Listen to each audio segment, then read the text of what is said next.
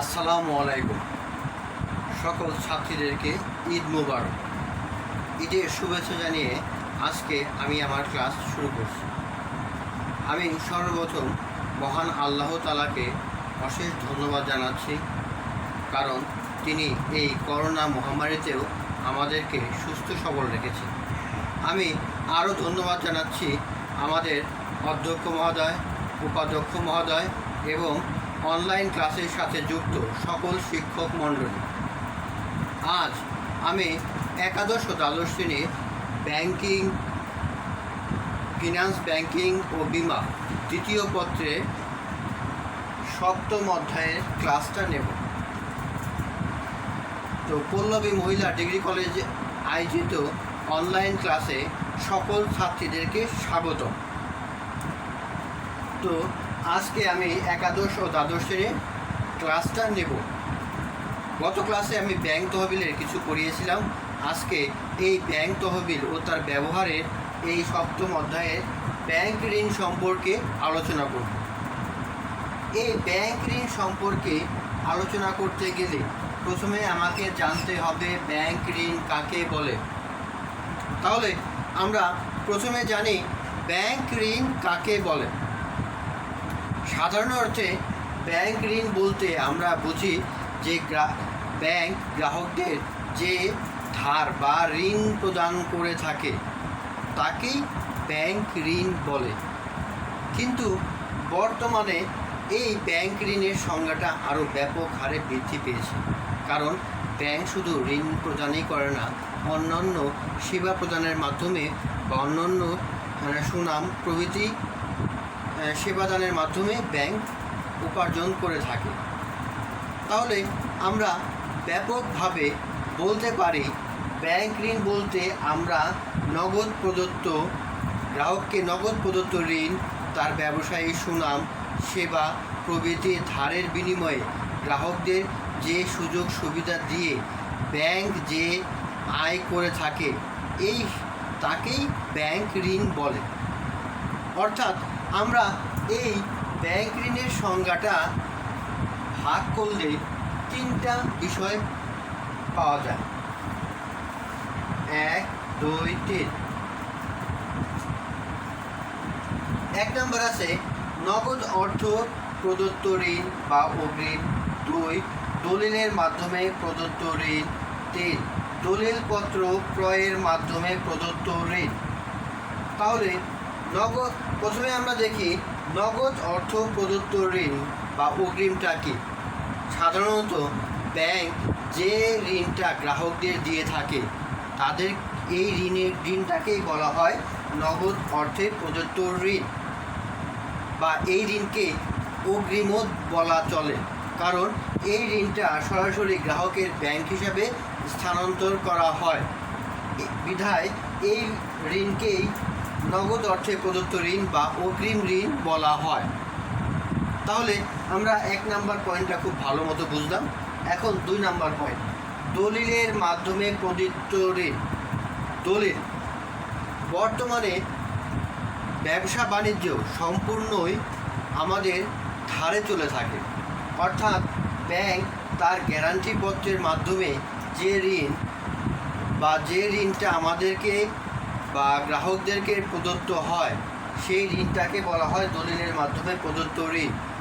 আমরা প্রত্যয়নপত্রের বা প্রত্যয়পত্রের কথা সবাই জানি। এই প্রত্যয়পত্রটা হলো দলিলের মাধ্যমে প্রদত্ত ঋণ, অর্থাৎ বৈদেশিক ব্যবসা বাণিজ্য সম্প্রসারণে এই দলিলের মাধ্যমে প্রদত্ত ঋণটা খুবই গুরুত্বপূর্ণ, কারণ এই প্রত্যয়পত্র অর্থাৎ এই প্রত্যয়পত্র ছাড়া ব্যবসা বাণিজ্য, বৈদেশিক ব্যবসা বাণিজ্য সম্পূর্ণ অসম্ভব। তাহলে আমরা বুঝলাম দলিলের মাধ্যমে প্রদত্ত ঋণটা কি। অর্থাৎ ব্যাংক যে দলিলের মাধ্যমে দেশের ভিতরে বা বিদেশে যে ঋণ সরবরাহ করে বা গ্যারান্টির মাধ্যমে সরবরাহ করে তাকেই দলিলের মাধ্যমে প্রদত্ত ঋণ বলে। দলিলপত্র ক্রয়ের মাধ্যমে প্রদত্ত ঋণ অর্থাৎ দেশের ভিতরে বিভিন্ন দলিলপত্র ক্রয়ের মাধ্যমে ব্যাংক যে ঋণ গ্রাহককে প্রদান করে তাকে এই দলিলপত্র ক্রয়ের মাধ্যমে প্রদত্ত ঋণ বলে। আমাদের দেশে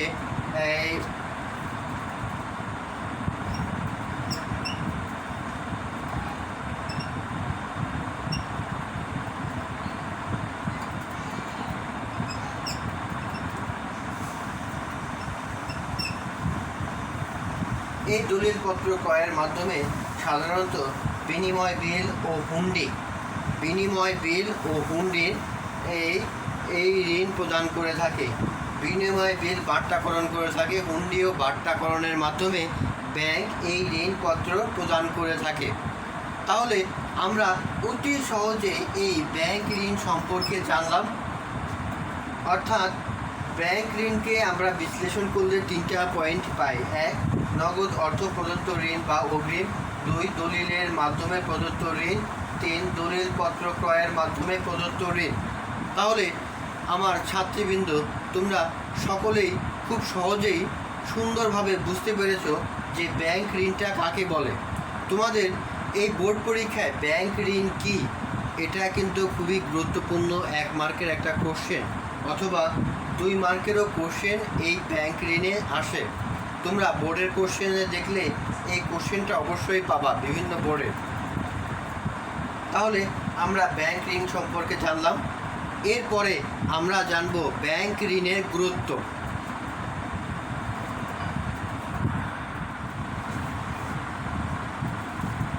ছাত্রছাত্রীবৃন্দ, আমরা এখন একটা খুবই গুরুত্বপূর্ণ কোশ্চেন নিয়ে আলোচনা করব। এই কোশ্চেনটা তোমাদের বোর্ড পরীক্ষায় আসে। সেই কোশ্চেনটা খুবই গুরুত্বপূর্ণ একটা কোশ্চেন। তো আমি তোমাদেরকে এই কোশ্চেনটা নিয়ে বারবার আলোচনা করতেছি। দেখো, একটু লক্ষ্য রাখো। ব্যাংক ঋণের গুরুত্ব। তোমাদের কোশ্চেনটা এইভাবে আসতে পারে 3 অথবা 4 মার্কের, যে আর্থসামাজিক উন্নয়নে বা সমাজের অবকাঠামো উন্নয়নে বা দেশের উন্নয়নে ব্যাংক ঋণের গুরুত্ব আলোচনা করো। খুব গুরুত্বপূর্ণ একটা কোশ্চেন। এই কোশ্চেনটা তোমাদের আসার সম্ভাবনা অনেকাংশেই আছে। সেই কোশ্চেনটা আমি খুব সহজেই তোমাদেরকে আলোচনা করে দিচ্ছি। এটা তোমাদের কোশ্চেন হিসাবে 3 অথবা 4 মার্ক।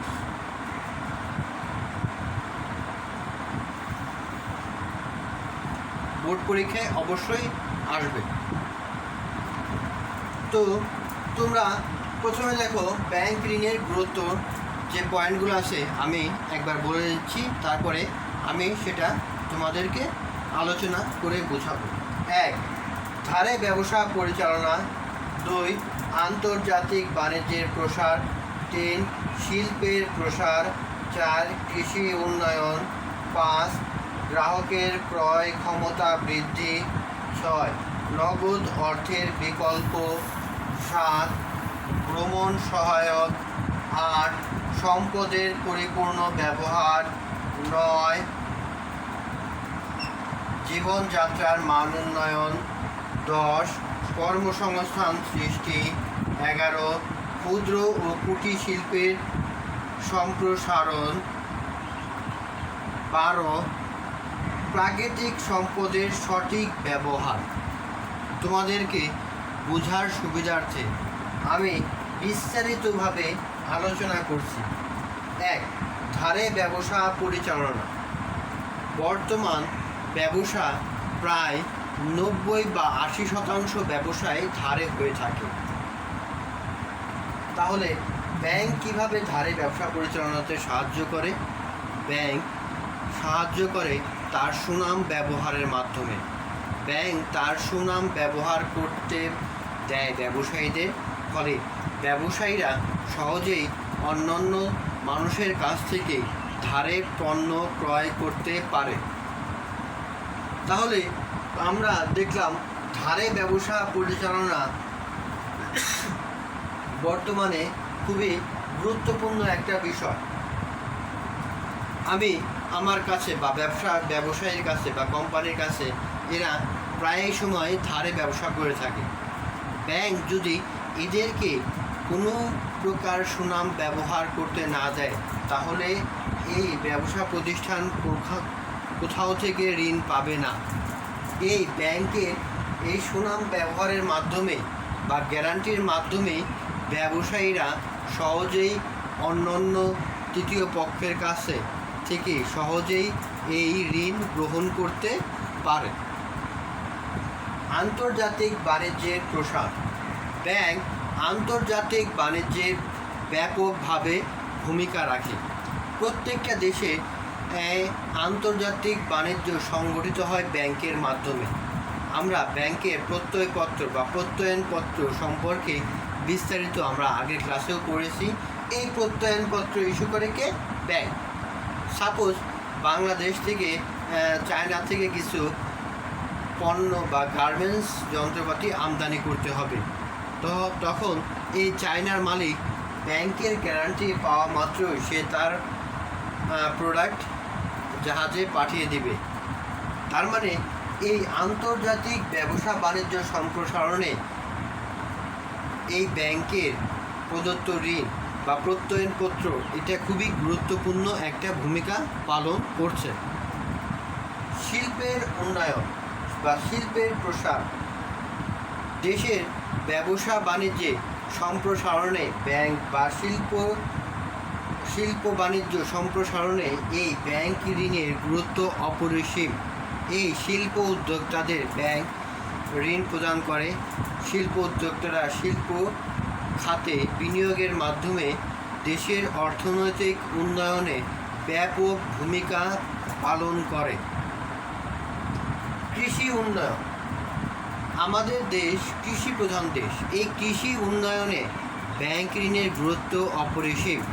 একজন কৃষকের সেচ খরচ, সার খরচ, বীজ খরচ, তারপরে পানি সেচের যন্ত্রপাতি ক্রয়, ট্রাক্টর ক্রয় প্রভৃতি ক্রয়ের জন্য ব্যাপক হারে অর্থের প্রয়োজন পড়ে। এই ব্যাংক ঋণের মাধ্যমেই এই সম্পূর্ণ চাহিদা পূরণ করা সম্ভব।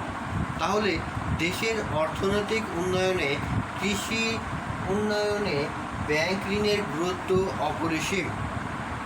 ব্যাংক ঋণ কৃষি উন্নয়নে ব্যাপক ভূমিকা পালন করছে। তোমরা জানো বাংলাদেশে দুটা কৃষি ব্যাংক আছে। এই কৃষি ব্যাংক ছাড়াও বাণিজ্যিক ব্যাংকগুলা বর্তমানে কেন্দ্রীয় ব্যাংকের নির্দেশনা অনুযায়ী তাদের নির্দিষ্ট কিছু পার্সেন্ট এই কৃষি ঋণে বরাদ্দ রাখতে বলেছে। এটা ঋণের বরাদ্দকরণ নীতির আওতায় সরকারের অনুমোদিত। গ্রাহকের ক্রয় ক্ষমতা বৃদ্ধি। যখন একটি দেশে গ্রাহকের ক্রয় ক্ষমতা বৃদ্ধি পাবে, তখন দেশের অর্থনৈতিক উন্নয়ন ধাপে ধাপে উন্নতির দিকে প্রসারিত হবে। কারণ ক্রয় ক্ষমতা বৃদ্ধি পেলে মানুষ তার চাহিদার বাইরেও পণ্য ক্রয় করতে পারে।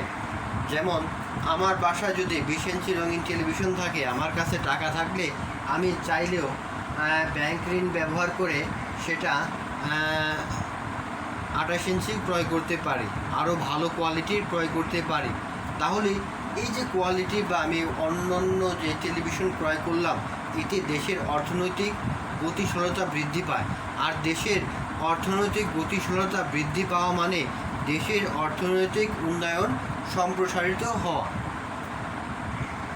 নগদ অর্থের বিকল্প। ব্যাংক শুধুমাত্র নগদ অর্থেই ধার হিসাবে দেয় না, এই নগদ অর্থের বিকল্প হিসাবেও ব্যবহার করা যায়। আমরা ব্যাংক ড্রাফট, তারপরে প্রত্যয়পত্র, তারপরে আছে ক্রেডিট কার্ড প্রভৃতি এই নগদ অর্থের বিকল্প হিসাবে ব্যাংক ঋণ হিসাবে আমরা ব্যবহার করতে পারি। তাহলে তোমরা জানলা যে গ্রাহকরা সাধারণত নগদ অর্থ ক্যারি বা বহন করতে চায় না। তাহলে সেই ক্ষেত্রে ব্যাংক যদি তাকে ব্যাংক ড্রাফট অথবা হুন্ডি অথবা ক্রেডিট কার্ডের মাধ্যমে তার অর্থ স্থানান্তর করে দিতে পারে, তাহলে খুব সহজেই জনগণ উপকৃত হয়। তাহলে নগদ অর্থের বিকল্পটা খুবই গুরুত্বপূর্ণ একটা বিষয়, তোমরা বুঝতে পারলা। ভ্রমণ সহায়ক।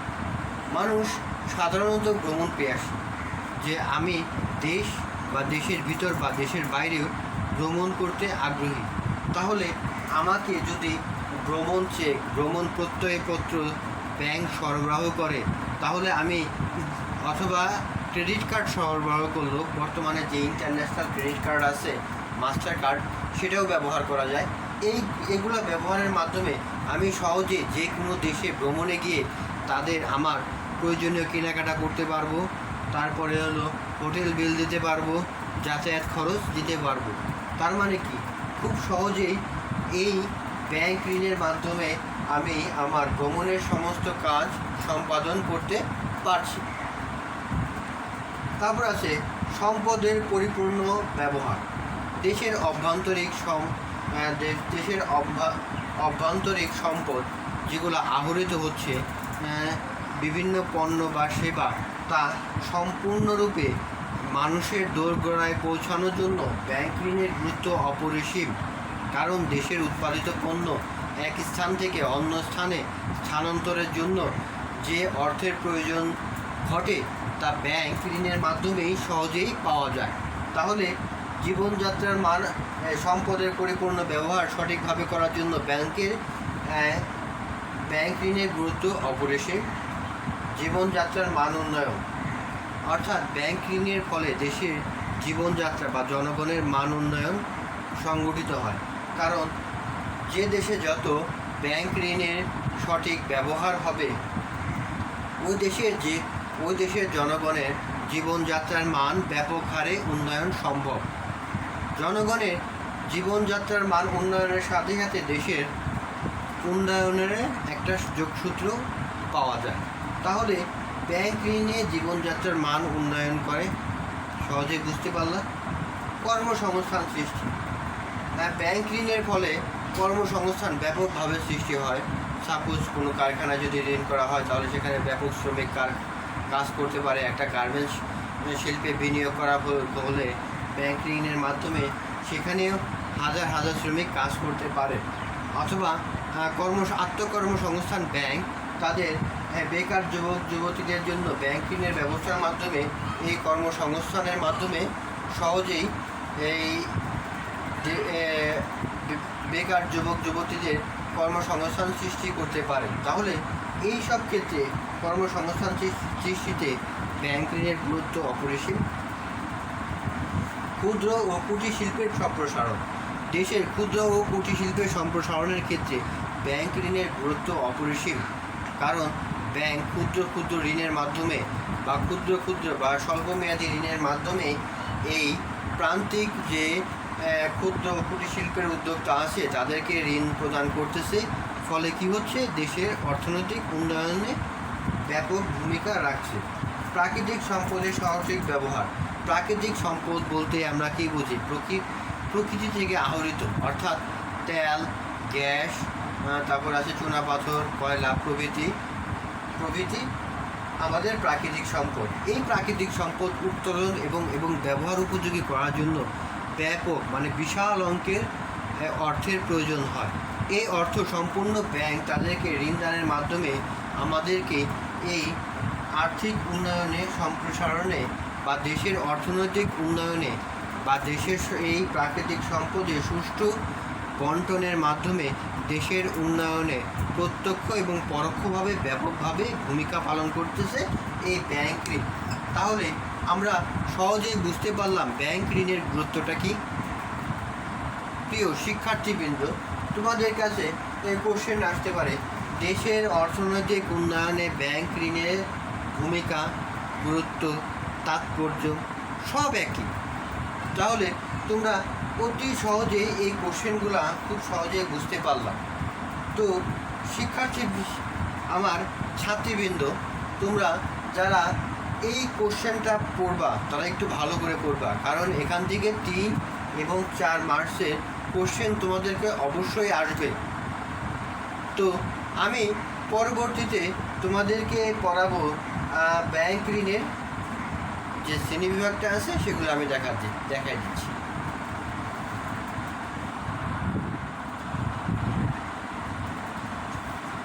তো আমরা এখন খুব একটা গুরুত্বপূর্ণ কোশ্চেন নিয়ে সবার সাথে আলোচনা করব। প্রিয় ছাত্রছাত্রীবৃন্দ, তোমরা এই কোশ্চেনটা বাসায় অবশ্যই করবে, কারণ বোর্ডের থেকে এই চ্যাপ্টার থেকে কোশ্চেন আসলে এখান থেকে কোশ্চেন আসার সম্ভাবনা অনেক বেশি থাকে। তাহলে কোশ্চেনটা আসে কি, ঋণ মঞ্জুর কালে ব্যাংকের বিবেচ্য বিষয় সমূহ। এই ঋণ মঞ্জুর কালে ব্যাংকের বিবেচ্য বিষয়সমূহকে দুই ভাগে ভাগ করা যায়। এক,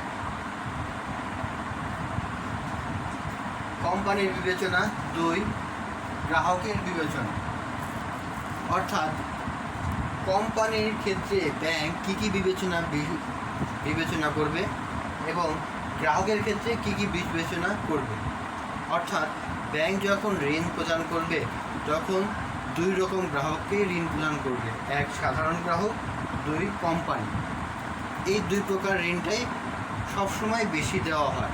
তাহলে এই ঋণ মঞ্জুরকালে ব্যাংকের যে বিবেচ্য বিষয়সমূহ, কোন কোন জিনিস বিবেচনা করবে ব্যাংক, সেগুলো আমরা একটু দেখব, কারণ এখান থেকে কোশ্চেন তোমাদের 100% আসবেই।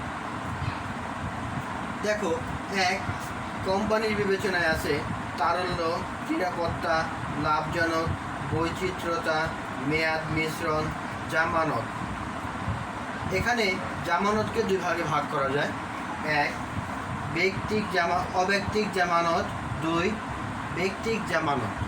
এখন অব্যক্তিক জামানতের ক্ষেত্রে আছে জামানতের গ্রহণযোগ্যতা, বিক্রয়যোগ্যতা, সম্পত্তির মূল্য স্থিতিশীলতা, মালিকানা বৈধতা, সম্পত্তির দায়মুক্ত। আর ব্যক্তিক জামানতের ক্ষেত্রে আছে জামিনদারের আর্থিক সামর্থ্য, সততা, সামাজিক মর্যাদা। আবার দেখো, গ্রাহক বিবেচনা বা ব্যাংক যখন গ্রাহককে ঋণ দেবে তখন কী কী বিষয় বিবেচনা করবে? গ্রাহকের চরিত্র, গ্রাহকের যোগ্যতা, গ্রাহকের সম্পদ, ঋণ গ্রহণের উদ্দেশ্য, ঋণ ফেরতের উৎস। এই কয়েকটা বিষয় অবশ্যই ব্যাংক বিবেচনা করবে। তাহলে আমরা এখন এটার বিস্তারিত করব। প্রথমেই কোম্পানির বিবেচনায় আমরা আলোচনা করছি। কোম্পানির বিবেচনায় 1 নাম্বার আছে তারল্য। তারল্য সংজ্ঞাটা আমি আগে ক্লাসে পড়িয়েছি, তোমাদের পরীক্ষায় আসছিল। তো তারল্য বলতে আমরা সাধারণত ব্যাংকে তারল্য বলতে বোঝায় নির্দিষ্ট পরিমাণ অর্থ হাতে রেখে বাকি অর্থ বিনিয়োগ করা। এই নির্দিষ্ট পরিমাণ হাতে যে অর্থটা রাখে তা গ্রাহকের চাহিদা মাত্র ফেরত দানের ক্ষমতা, এটাই হলো ব্যাংকের তারল্য। তাহলে ব্যাংক তার নির্দিষ্ট পরিমাণ তারল্য অবশ্যই সংরক্ষণ করবে। তাহলে তারল্য বলতে বোঝাবো আমরা কোম্পানির ক্ষেত্রে কোম্পানি কী পরিমাণ তারল্য তার হাতে রাখে, এটা কোম্পানির তারল্য বোঝাবে। কোম্পানি তার কী পরিমাণ তারল্য হাতে রাখে, কোম্পানির সঠিক পরিমাণ তারল্য আছে কি না, বা ব্যাংক ঋণের পর্যাপ্ত পরিমাণ কিস্তি সে প্রদান করতে পারবে কি না, এই সব বিষয় ঠিক এখানে বিবেচনা করবে কোম্পানির ক্ষেত্রে ব্যাংক। 2, নিরাপত্তা, সেফটি ফার্স্ট, অর্থাৎ নিরাপত্তাই প্রধান বা প্রথম। আমরা সেফটি ফার্স্ট বা নিরাপত্তা বলতে ব্যাংকে আমরা বোঝাবো যে ব্যাংক যে খাতে ঋণ প্রদান করবে এই ঋণটা সুদসহ ফেরত আসবে কি না। যদি ব্যাংক এই ঋণ আদায়ে ব্যর্থ হয় তাহলে ব্যাংকের সুনাম এবং মর্যাদা ক্ষুণ্ণ হবে এবং ব্যবসায়ী ব্যাপক সুনাম ক্ষুণ্ণ হবে এবং সে লস খাবে। কারণ সময় মতো অর্থ বা সময় মতো সুদসহ আসল সে সংগ্রহ করতে না পারলে পুনরায় ঋণ প্রদান করতে পারবে না। এতে ব্যবসায়ী ক্ষেত্রে ব্যাংক পিছিয়ে যাবে। 3, লাভজনক, ব্যবসা ক্ষেত্রে ব্যাংক অবশ্যই লাভজনক ক্ষেত্রে বিনিয়োগ করতে হবে, কারণ ব্যাংকের আমানত অধিকাংশই আমানত সঞ্চয়ী, স্থায়ী এবং চলতি। এই আমানতের বিপরীতে ব্যাংকে সুদ প্রদান করতে হয়। ব্যাংক যদি অধিক মুনাফা সংগ্রহ করতে না পারে তাহলে ব্যাংক এই গ্রাহককে অর্থ বা সুদ প্রদান করতে পারবে না। এক্ষেত্রে ব্যাংকের লস হয়ে যাবে। তাই এই লাভজনক ক্ষেত্রে বিনিয়োগ করা ব্যাংকের অত্যন্ত গুরুত্বপূর্ণ একটা বিষয়। বৈচিত্র্যতা, তোমরা বৈচিত্র্যতা সম্পর্কে আগে জানো। বৈচিত্র্যটা কি? বা কোনো জায়গায় একত্রে বিনিয়োগ না করে ভেঙে ভেঙে আলাদা আলাদা জায়গায় বিনিয়োগ করা। ঠিক ব্যাংকের ক্ষেত্রে তাই। কপোতীয় ব্যাংক বা প্রতিষ্ঠানকে সমুদয় অর্থ ঋণ না দিয়ে বিভিন্ন প্রতিষ্ঠান এবং বিভিন্ন ব্যক্তিবর্গকে ঋণ প্রদান করার মাধ্যমে এই বৈচিত্র্যতা সম্পাদন করে থাকে। এই ক্ষেত্রে ব্যাংকের দেউলিয়া হওয়ার সম্ভাবনা অনেকাংশেই কম থাকে, কারণ যদি গুটি কয়েক ব্যক্তিকেই ঋণ প্রদান করে, যদি তারা খেলাপি হয়, তাহলে ব্যাংক দেউলিয়া হয়ে যাওয়ার সম্ভাবনা অনেক বিদ্যমান। মেয়াদ মিশ্রণ। মেয়াদ মিশ্রণ বলতে আমরা সাধারণত 3 প্রকার মেয়াদকেই বোঝাবো: স্বল্প মেয়াদি, মধ্যমেয়াদী, দীর্ঘমেয়াদী। এই সমস্ত মেয়াদের মিশ্রণকেই আমরা এই ব্যাংক ঋণে মঞ্জুর করে থাকবে, কারণ স্বল্প মেয়াদী ঋণেরও দরকার আছে, মধ্যমেয়াদী এবং দীর্ঘমেয়াদীর ক্ষেত্রেও ঋণের দরকার আছে। তাই মেয়াদ মিশ্রণটা খুবই গুরুত্বপূর্ণ একটা বিষয়। জামানত, আমরা এখন জামানত করব। এই জামানত মানে স্থায়ী এবং অস্থায়ী সম্পদ বন্ধক রেখে ব্যাংক যার বিপরীতে ঋণ প্রদান করে থাকে। এই জামানতকে আমরা 2 ভাগে ভাগ করতেই পারি। 1, অব্যক্তিক জামানত। 2, ব্যক্তিক জামানতের ক্ষেত্রে। অর্থাৎ অব্যক্তিক, যা মানে ব্যক্তি নয়, এইসব জামানতের ক্ষেত্রে ব্যাংক কী বিষয় বিবেচনা করে? 1, জামানতের গ্রহণযোগ্যতা। 2, বিক্রয়যোগ্যতা, সম্পত্তির মূল্যের স্থিতিশীলতা, মালিকানা বৈধতা। 6, সম্পত্তির দায়মুক্ততা। অব্যক্তিকের ক্ষেত্রে আছে জামিন বা ব্যক্তির ক্ষেত্রে আছে জামিনদারের আর্থিক সামর্থ্য, সততা, সামাজিক মর্যাদা। অর্থাৎ ব্যক্তির ক্ষেত্রে এই কয়েকটা গুণ অবশ্যই থাকতে হবে। তাহলে অব্যক্তিক যে জামানতটা আছে তা সম্পর্কে আমি তোমাদেরকে এখন বিস্তারিত বলবো। জামানতের গ্রহণযোগ্যতা। ব্যাংক ঋণ যখন প্রদান করবে তখন এই জামানতের গ্রহণযোগ্যতা অপরিসীম। যে জামানতের বিপরীতে ব্যাংক ঋণ প্রদান করবে তার গ্রহণযোগ্যতা অবশ্যই থাকতে হবে। যে কিছু কিছু সম্পদ সবার কাছে গ্রহণযোগ্যতা নাও থাকতে পারে, সেই সমস্ত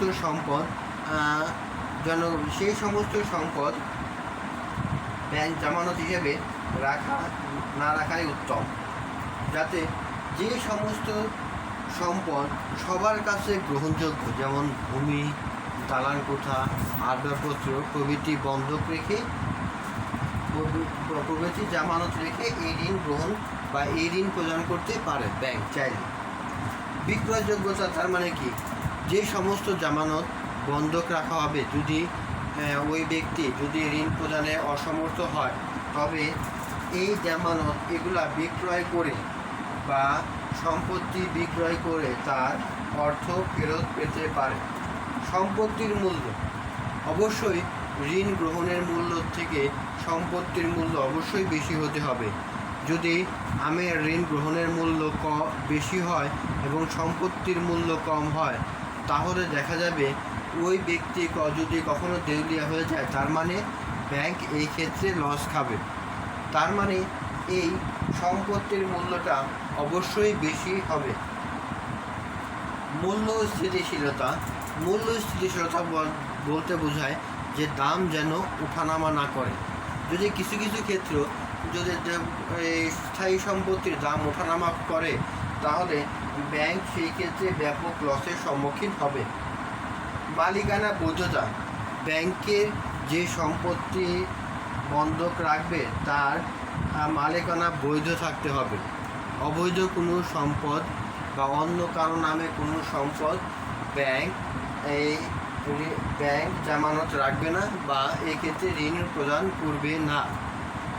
সম্পত্তির দায়মুক্ততা। সম্পত্তির দায়মুক্ততা বলতে বোঝায় সম্পত্তি পূর্বে কারো কাছে কি কোনো বন্ধক ছিল বা অন্য কোনো কাছের বন্ধক থাকা বা এগ্রিমেন্টে সে আছে কি না, এগুলোর একটা নিশ্চয়তার প্রত্যয়নপত্র থাকতে হবে।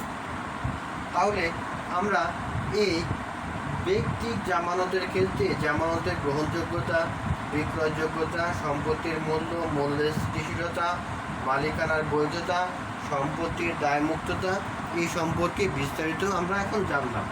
আমরা এখন ব্যক্তিক জামানতের ক্ষেত্রে কি কি এই জামানত বা কি কি শর্ত থাকতে হয় একজন ব্যক্তির ক্ষেত্রে। জামিনদারের আর্থিক সামর্থ্য, 2 সততা, 3 সামাজিক মর্যাদা। অর্থাৎ কোনো ব্যক্তি জামানতের ক্ষেত্রে যদি ব্যাংক ঋণ গ্রহণ করে থাকে তাহলে ব্যক্তি জামানতের ক্ষেত্রে জামিনদারের আর্থিক সামর্থ্য অবশ্যই থাকতে হবে, কারণ অসমর্থবান ব্যক্তির গ্যারান্টি ব্যাংক কখনোই নেবে না।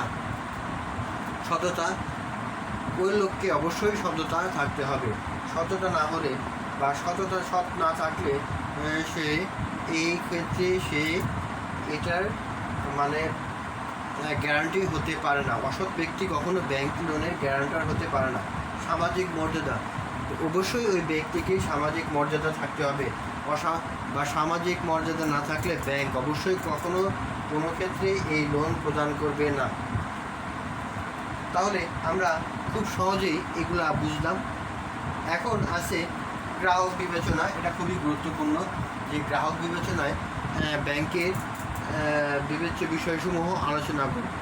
তোমাদের এই কোম্পানি বিবেচনাও আসতে পারে, গ্রাহক বিবেচনায় আসতে পারে, তবে গ্রাহক বিবেচনাটাই সবচেয়ে বেশি আসে, সেজন্য এটা খুবই গুরুত্বপূর্ণ একটা বিষয়। 1 নম্বর, গ্রাহকের চরিত্র।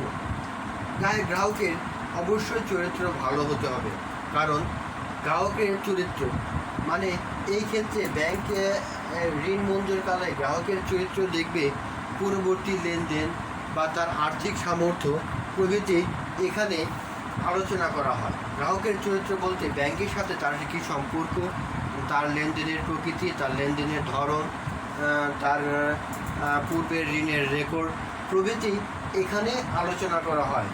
গ্রাহকের চরিত্র সম্পর্কে তার মানে এটা গ্রাহকের ব্যাংকের সাথে যে লেনদেন করবে তার প্রকৃতি, অর্থাৎ তার সাথে যে সম্পর্ক, সেই সম্পর্কের উপর ভিত্তি করে এই লেনদেন করা হবে। 2 নম্বর আছে গ্রাহকের যোগ্যতা। গ্রাহকের যোগ্যতা এটা একটা খুবই গুরুত্বপূর্ণ বিষয়, কারণ এখানে গ্রাহকের ব্যক্তি বা প্রতিষ্ঠানের ঋণ ব্যবহারের ক্ষমতা আছে কি না তা যাচাই করা হয়। এক্ষেত্রে ব্যবসায়িক দক্ষতা ও যোগ্যতা, মুনাফার যোগ্যতা, ব্যবস্থাপনার মান, ব্যবস্থাপকের আন্তরিকতা, প্রতিষ্ঠানের ধরন ইত্যাদি বিষয় বিবেচনা করা হয়। তাহলে আমরা সহজেই বুঝলাম যে গ্রাহকের কোন যোগ্যতা থাকলেই এই ঋণ পাওয়ার যোগ্যতা থাকবে। গ্রাহকের সম্পদ। গ্রাহকের সম্পদ বলতে স্থায়ী এবং অস্থায়ী সমস্ত সম্পদকেই বোঝাবে। অর্থাৎ স্থায়ী সম্পদ বলতে তোমরা সবাই বুঝো দালান কোঠা, আসবাবপত্র বা তার ভূমি প্রভৃতি বোঝাতে পারে। তাহলে গ্রাহকের সম্পদ এই প্রভৃতি বন্ধক রেখেও এই ব্যাংক ব্যক্তি বা গ্রাহকের ক্ষেত্রে ঋণ মঞ্জুর করতে পারে। ঋণ গ্রহণের উদ্দেশ্য। ঋণ গ্রহণের উদ্দেশ্য অবশ্যই বৈধ থাকতে হবে, কারণ এই ঋণ গ্রহণ করে সে কি করবে? ব্যবসা করবে, না সে শিল্প প্রতিষ্ঠান স্থাপন করবে, না ক্ষুদ্র কুটির শিল্পে ব্যবহার করবে। এই প্রভৃতি এই ঋণ গ্রহণের উদ্দেশ্য অবশ্যই ব্যাংক বিবেচনা করবে। ব্যাংক কর্মকর্তারা যখন ঋণ গ্রহণের জন্য যে উদ্দেশ্য আমি ঋণ নেব সেটা যখন ভিজিট করবে তখন অবশ্যই আসবে। ঋণ ফেরতের উৎস একটা খুবই গুরুত্বপূর্ণ বিষয়। ঋণ ফেরতের উৎস, কারণ ব্যাংক কিভাবে ঋণ ফেরত বা ঋণ প্রাপ্ত হবে বা ঋণ কিভাবে গ্রাহকের কাছ থেকে আদায় করবে সেই বিষয়টা বিবেচনা করতে হবে। তাহলে ঋণ গ্রহণের ক্ষেত্রে ব্যাংকে কতগুলো বিষয় অবশ্যই বিবেচনা করতে হবে। অর্থাৎ ঋণের অর্থ কিভাবে ব্যাংক ফেরত পাবে সেই ক্ষেত্রে এখানে আলোচনা করা হবে। অর্থাৎ ঋণ ফেরতের জন্য ব্যাংক কপতয় সিদ্ধান্ত গ্রহণ করে থাকে। সেই ক্ষেত্রে ভোগ্য পণ্যের ক্ষেত্রে গ্রাহকের মাসিক আয়, শিল্প ঋণের ক্ষেত্রে আয়ের সম্ভাবনা, বাণিজ্যিক ক্ষেত্রে পণ্য বা সেবা বিক্রয়ের সম্ভাবনা ইত্যাদি বিষয় বিবেচনা করে থাকে। অর্থাৎ আমরা খুব সহজে বুঝতে পারলাম যে ঋণ ফেরতের উৎস সম্পর্কে। তাহলে আমি খুব সুন্দর করে তোমাদেরকে বোঝালাম ঋণ মঞ্জুরকালে ব্যাংকের বিবেচ্য বিষয়সমূহ। এটাকে আমরা দুই ভাগে ভাগ করতে পারি, এক কোম্পানির বিবেচনায়, দুই গ্রাহক বিবেচনায়। কোম্পানির বিবেচনায় আছে তারল্য, নিরাপত্তা, লাভজনকতা, বৈচিত্র্যতা, মেয়াদ, মিশ্রণ, জামানত। এই জামানতকে আবার দুই ভাগে ভাগ করা যায়, অব্যক্তিক জামানত, ব্যক্তিক জামানত। অব্যক্তিক জামানতের ভিতরে আছে জামানতের গ্রহণযোগ্যতা, বিক্রয়যোগ্যতা, সম্পত্তির মূল্যে স্থিতিশীলতা, মালিকানা, বৈধতা এবং সম্পত্তির দায়মুক্ততা। আর ব্যক্তি জামানতের ক্ষেত্রে আছে জামিনদারের আর্থিক সামর্থ্য, সততা, সামাজিক মর্যাদা। আর গ্রাহক বিবেচনায় আছে গ্রাহকের চরিত্র, গ্রাহকের যোগ্যতা, গ্রাহকের সম্পদ, ঋণ গ্রহণের উদ্দেশ্য, ঋণ ফেরতের উৎস। তাহলে খুব সহজেই 3 এবং 4 মার্কের একটা খুব সহজ কোশ্চেন তোমরা আমার এই আলোচনা থেকে সহজেই বুঝতে পারলা। প্রিয় শিক্ষার্থী, তোমরা এইটা বাসায় বেশি বেশি পড়বা, কারণ এখান থেকে কোশ্চেন তোমাদের আসবে। আমি তোমাদেরকে ধন্যবাদ জানাচ্ছি। আমি আবার পরবর্তী ব্যাংক ঋণের শ্রেণীবিভাগ আলোচনা করব।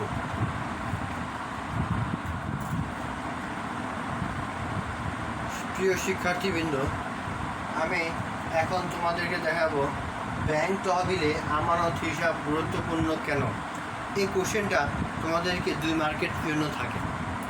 এই কোশ্চেনটা সংক্ষিপ্তভাবে আমি তোমাদেরকে বুঝিয়ে দিচ্ছি।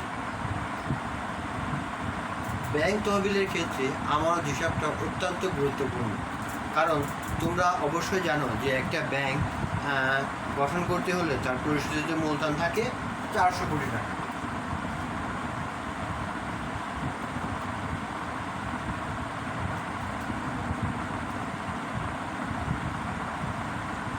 কিন্তু ব্যাংকের কাছে 1000 কোটি টাকা, 2000 কোটি টাকা, এই বিশাল অঙ্কের টাকাও ব্যাংক মূলধন হিসাবে গঠন করে। কিভাবে গঠন করে? এই সম্পূর্ণ গঠন করে এই আমানতের মাধ্যমে। অর্থাৎ ব্যাংক তার 3 প্রকার হিসাব তো 3 প্রকার তোমরা জানোই, সঞ্চয়ী, চলতি, স্থায়ী। এই 3 হিসাবের মাধ্যমে ব্যাংক জনগণের কাছ থেকে আমানত হিসাবে এই হাজার হাজার কোটি টাকা সে সংগ্রহ করে থাকে এবং এই সংগৃহীত অর্থ ব্যবহার করে ব্যাংক ইনকাম করে। অর্থাৎ ব্যাংক পরের ধনে পোদ্দারি করে থাকে। অর্থাৎ ব্যাংক তহবিলে আমানত হিসাব গুরুত্বপূর্ণ, অপরিসীম। কারণ ব্যাংকের যে বিশাল আয়, এই আয়টা আসে কিসের মাধ্যমে? বিনিয়োগের মাধ্যমে। ব্যাংকের কাছে মূলধন হিসাবে থাকে মাত্র 400 কোটি টাকা। তাহলে এই আর বাদ বাকি টাকা কী করে? এই আমানত হিসাবে থেকেই সংগ্রহ করে। সেই জন্য এই ব্যাংক তহবিলে আমানতের হিসাব অত্যন্ত গুরুত্বপূর্ণ, কারণ এই আমানতের হিসাবের মাধ্যমে, অর্থাৎ চলতি, সঞ্চয়ী, স্থায়ী হিসাবের মাধ্যমে জনগণের কাছ থেকে ব্যাংক তার আমানত সংগ্রহ করে থাকে। প্রিয় ছাত্রীবৃন্দ, তোমাদেরকে সবাইকে ঈদের শুভেচ্ছা। তোমাদেরকে সবাইকে শুভেচ্ছা জানিয়ে আমি আজকের মতো আমার এই ক্লাস এখনই শেষ করব। আমি তোমাদের সকলকে ধন্যবাদ জানাচ্ছি। আমি ধন্যবাদ জানাচ্ছি প্রিয় অধ্যক্ষ মহোদয় এবং উপাধ্যক্ষ মহোদয় এবং অনলাইন ক্লাসের সাথে সংশ্লিষ্ট সকল শিক্ষক মণ্ডলী।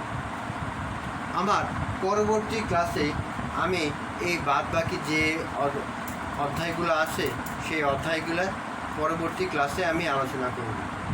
তো আজকের মতো এখানেই আমার এই ব্যাংকিং বিমা, এই ফিনান্স ব্যাংকিং বিমা এর দ্বিতীয় পত্র ক্লাসে সবাইকে ধন্যবাদ জানিয়ে আজকের মতো এখানেই শেষ করতেছি। আল্লাহ হাফেজ, ফি আমানিল্লাহ। পরবর্তীতে তোমাদের সাথে দেখা হবে।